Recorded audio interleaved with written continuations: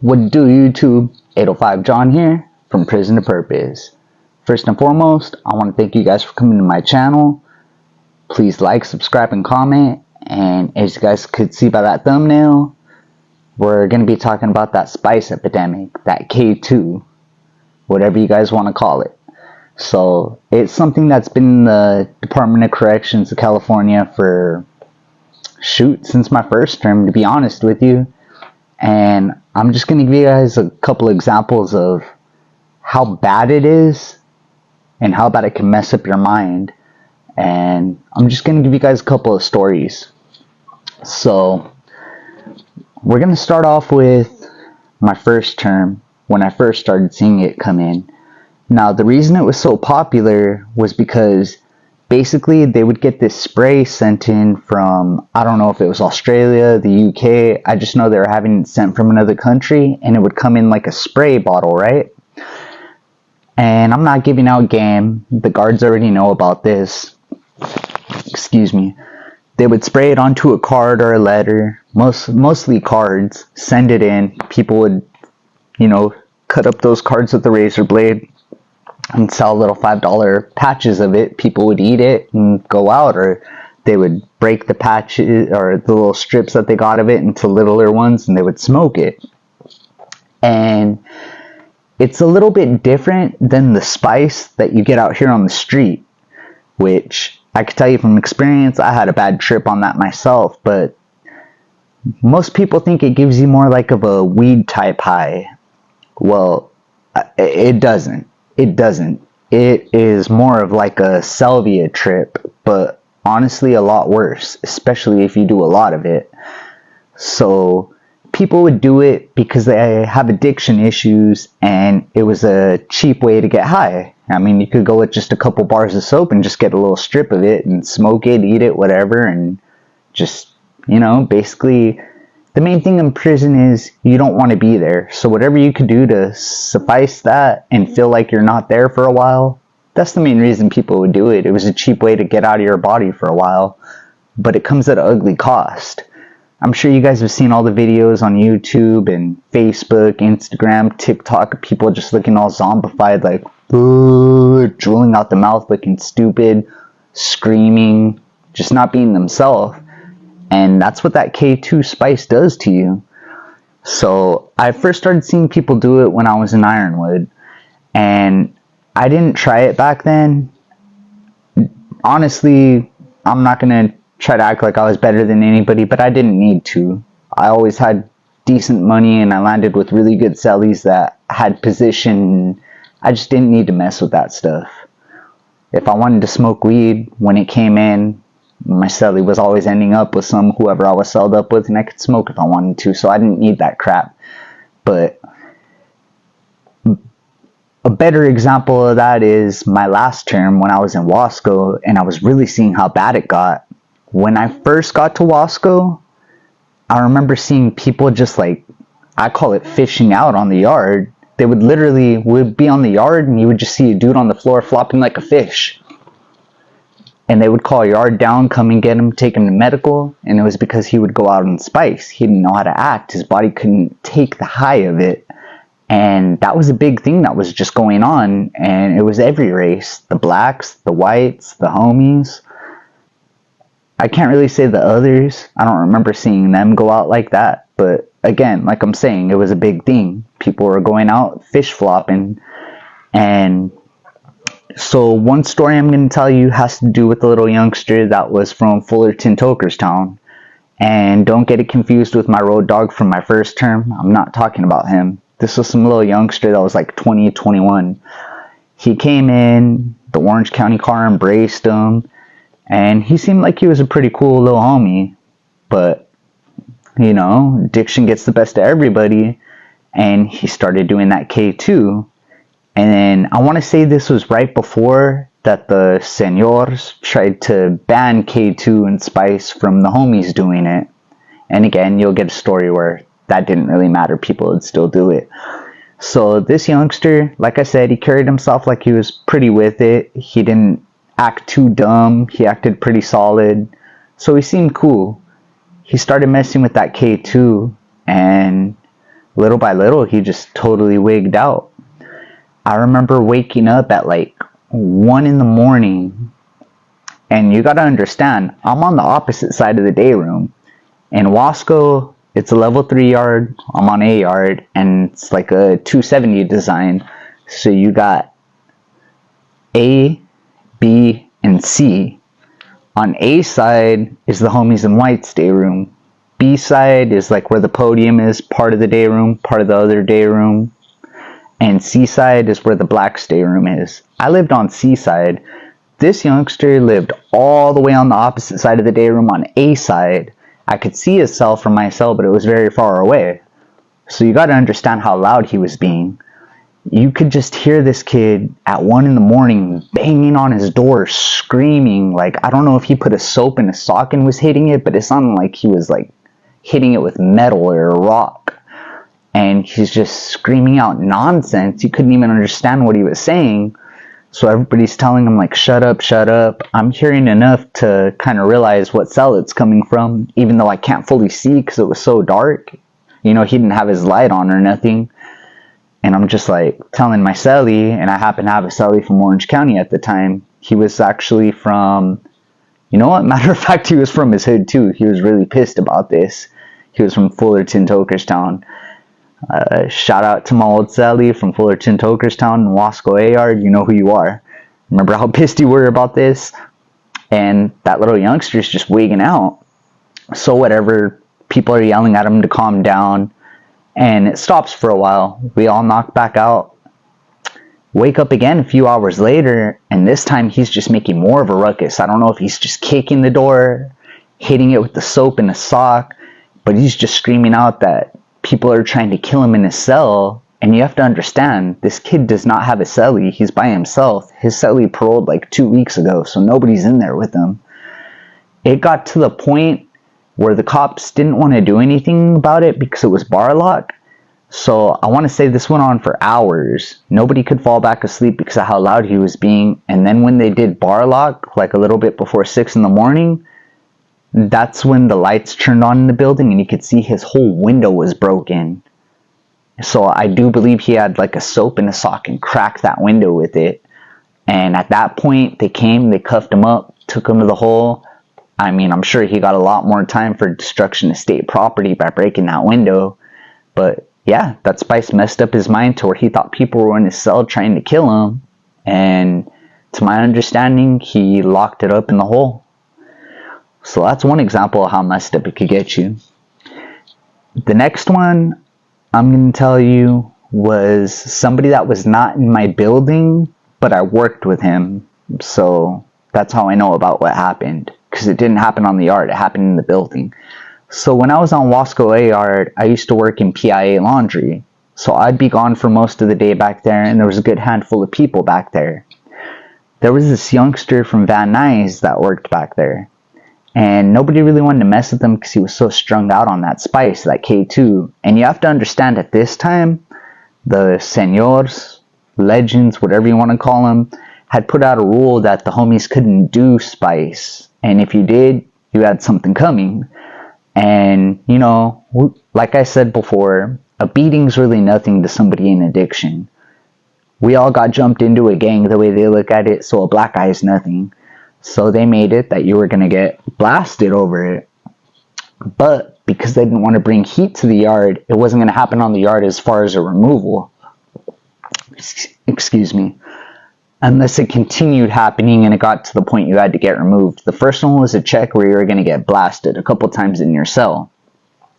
So this youngster from Van Nuys just doesn't care. He keeps getting that spice from the blacks.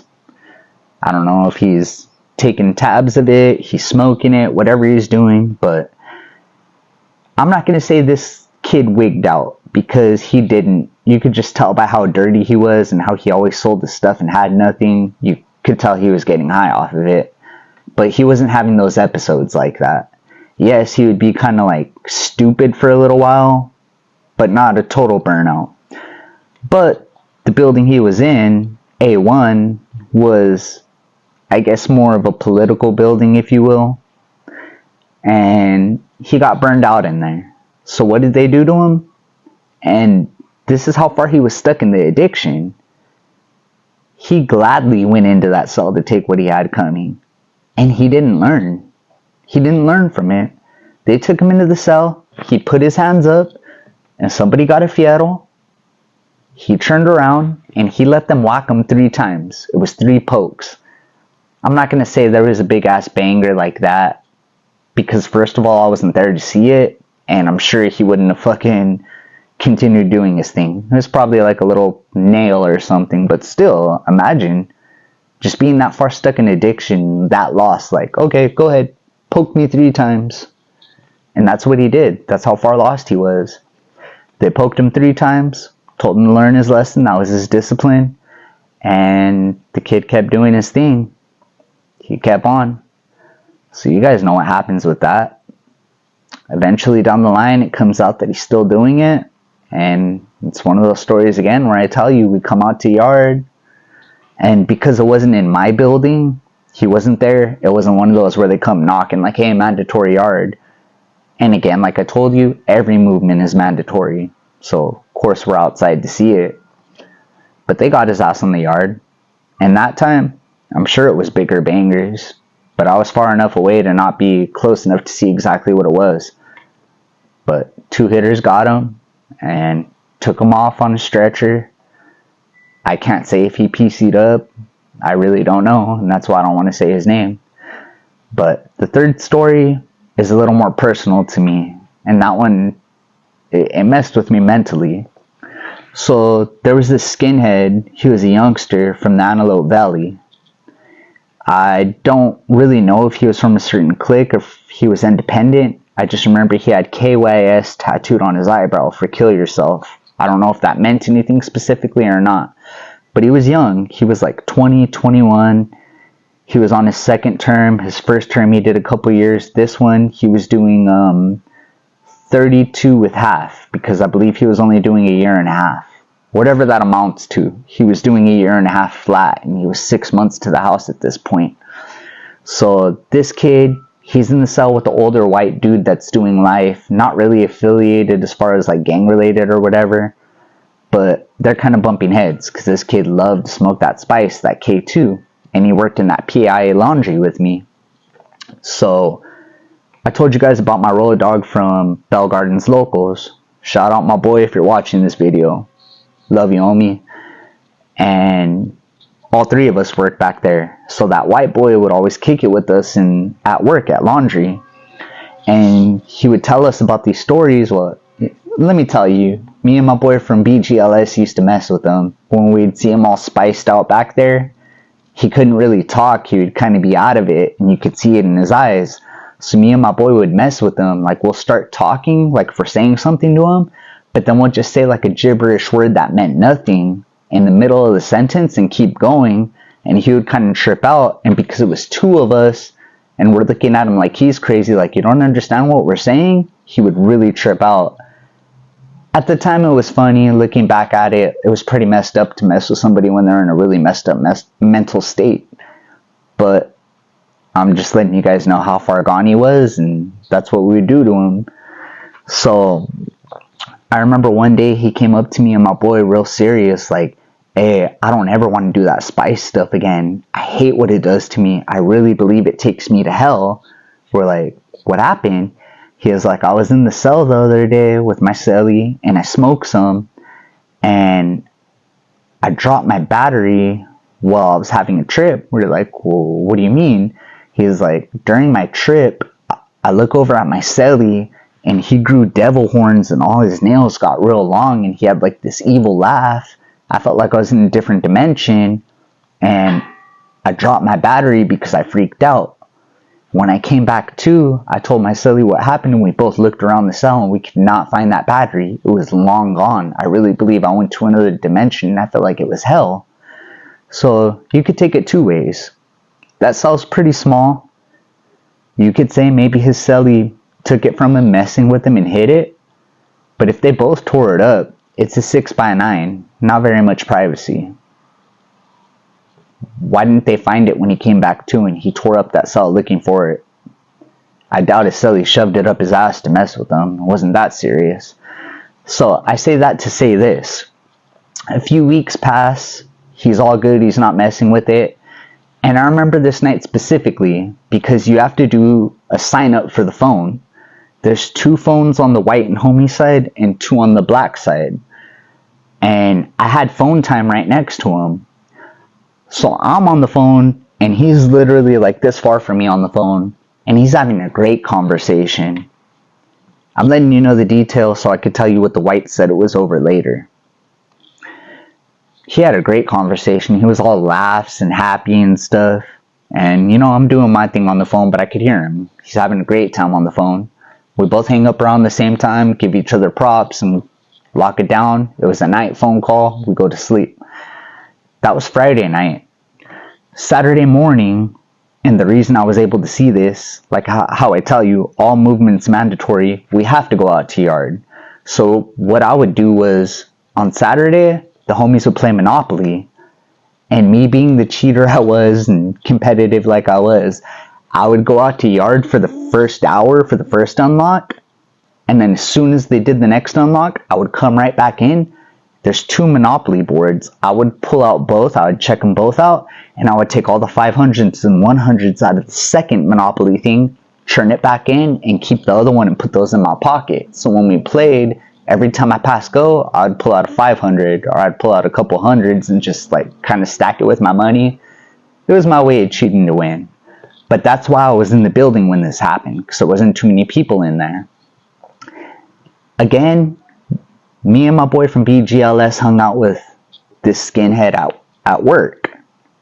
Yes, we said what's up to him on the yard and in the building, but we didn't really kick it with him like that, so I didn't notice he wasn't out at yard. When I came back in to do my little Monopoly scheme, I look up and I notice his cell is all boarded up, meaning he has the cardboard from the lunches blocking his window. I still don't think nothing of it. Their politics are different. I don't know if he's in there hitting one. I don't know if he's in there doing laundry. I don't know. Maybe he's taking a crap. It's just stuff you do when you're busted. But I remember while I'm going through that Monopoly board, his cellie comes in also and decides to go up there to check on him. At this time, he moved cells from that lifer he had to another dude. So he's from A side to C side on the top tier. And I'm at the table at the very end. And then I just remember the unlock happened. They popped the door.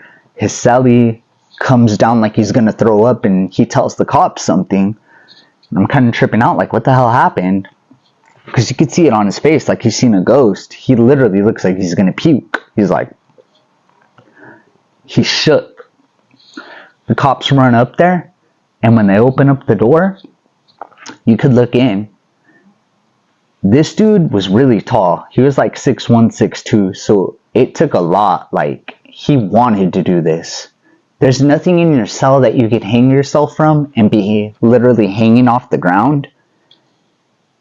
Like, you gotta want to go all the way to be able to just hold your weight down and not fight for survival, to stand up if you could. This dude was hanging from the vent. He had a rope tied around the vent, hung around his neck, and he just slid his body weight down. When they pulled him out, he was in his boxers, pale as a ghost.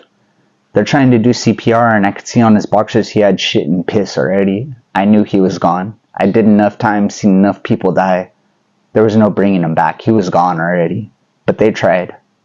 6 months to the house. 21 years old. Killed himself. So the whites go around saying that he had a bad phone call with his family. He heard that his mom just died, so he didn't want to live no more. I'm here to tell you, if you guys were there and you believed that, that's bullcrap. I was sitting next to him on that phone. He had a great phone call. Didn't hear nothing like that. What I do believe happened was he picked up that spice again. I believe he picked it up again and smoked it and went into that other dimension. Because what I failed to mention when he was telling us that story was he told me and my boy from Bell Gardens Locals that he would rather die than go through that again. So what are the odds that a few weeks later he doesn't go out to yard and he hangs himself? I really believe that he picked up that K-2, smoked that stuff, had a bad trip, and said, screw this, I'm out. and hung himself. And that's the sad reality of doing that stuff. Addiction, it sucks. I could tell you firsthand. I went through my addiction, and I hope later on in this journey of sharing my videos with you guys, I could speak on that and tell you what I had to do to overcome it. I've been sober for 4 going on 5 years. But that K-2 epidemic is bad. It's really bad. Again, I know you guys see these videos on TikTok and YouTube, Instagram, with people just looking stupid, making a fool of themselves.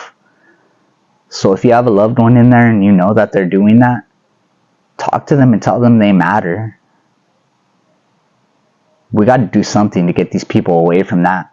Because the people making the money off it will never do that. They don't care what happens to you. You think they cared about what happened to the homie from the Antelope Valley, the white boy? You think they cared he died? The only thing they cared about was that they weren't going to get another dollar out of him. And that's the sad reality with prison. So, this is just another video of awareness. Speaking on an epidemic I've been seeing on YouTube. One that I lived through and seen firsthand. And I just hope that, you guys could get something out of this. Be a little more understanding. Make better choices. Not go through it. So, please, if you guys can, like, subscribe, comment. I respond to all of them. And I'm going to have a special video coming out soon to one of my subscribers' comments. I want to answer some questions. They're pretty deep, so I hope you guys do dig that video. And, if you feel somebody that could get something out of this video, hit that arrow and share this video. So until next time, guys. This is 805 John from Prison to Purpose. Peace and have a blessed night. Thank you for coming to my channel.